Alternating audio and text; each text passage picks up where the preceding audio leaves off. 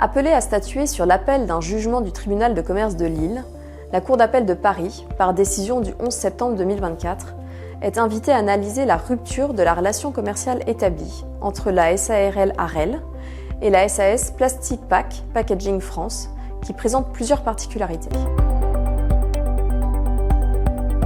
Tout d'abord, quelques mots sur le contexte factuel. La société Arel a pour activité principale la collecte de déchets plastiques qu'elle commercialise sous forme de balles de bouteilles. En 2013, elle a entretenu une relation commerciale avec la société App France, laquelle transformait les déchets plastiques en paillettes qui sont revendus ou exploités pour réaliser des matériaux recyclés. App France a fait l'objet d'une procédure d'insolvabilité par le tribunal de commerce de Barcelone et son activité a été reprise par la société SAS Plastic Pack Packaging France en 2015.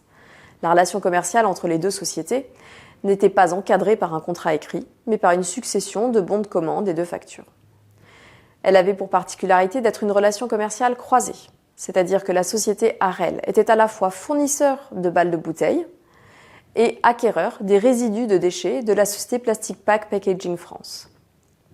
Parallèlement, la société Arel avait mis à disposition de son partenaire commercial à titre gratuit des caisses métalliques de stockage.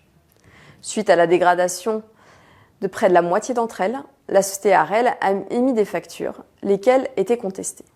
C'est sur le fondement de ces impayés que la société Arel a mis fin à leur relation commerciale croisée en 2020. Dans le cadre de la procédure, la société Arel soutient que la rupture des relations commerciales est exclusivement imputable à la société Plastipack, qui avait, en l'espace d'un mois, tari le flux de commandes et divisé ses ventes par deux. Sur le fond, cette relation commerciale avait plusieurs particularités. Tout d'abord, la Cour examine la notion de relation commerciale en l'absence de contrat écrit entre les parties.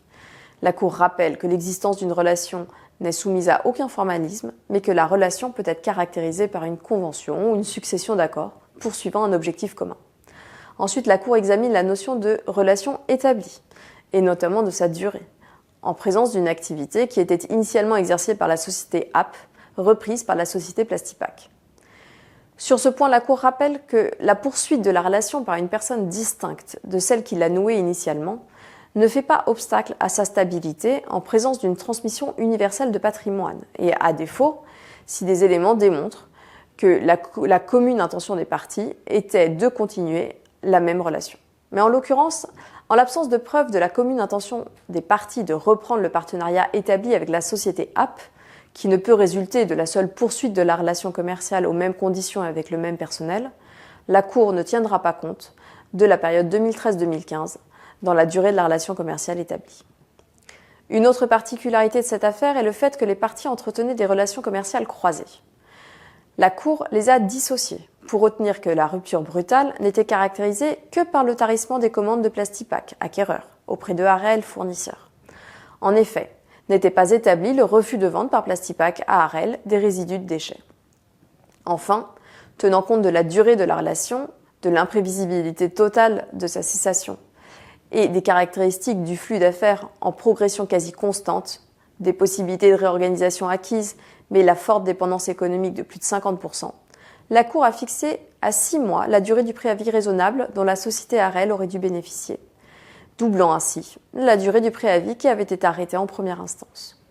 Sur la base de l'ensemble de ces éléments, la Cour chiffre le gain manqué par la société Arel et condamne la société Plastipack à l'indemniser au titre de la rupture brutale dont elle s'est rendue responsable.